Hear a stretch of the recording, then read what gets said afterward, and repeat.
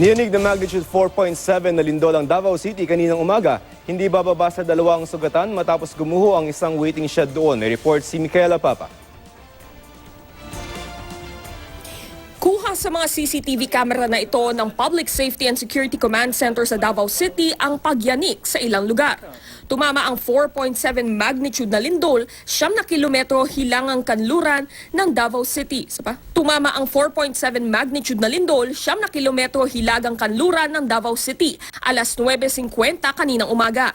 Ang mga dingding at sahig ng ilang gusali at tahanan nagkabitak-bitak sa pagyanik.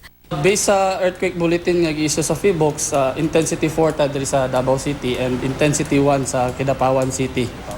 I am ready naman ang mga estudyante sa Ateneo de Davao University na nagsibabaan agad mula sa kanilang mga classroom. Napuno ang grounds ng eskwelahan. Alerto rin ang mga estudyante ng Manuel Rojas Elementary School ng Davao City.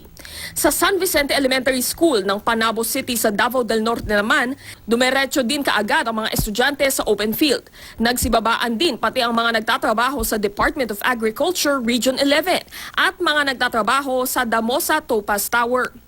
2 naman ang sugatan sa lindol matapos gumuho ang waiting shed sa Teodoro Palma Hill Elementary School kung saan sila naghihintay ng masasakyang jeep.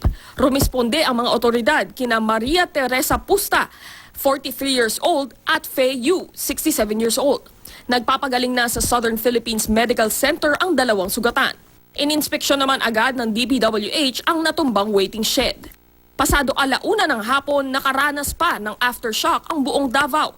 Nasa 2.9 magnitude ang lakas nito. Micaela Papa, GMA News.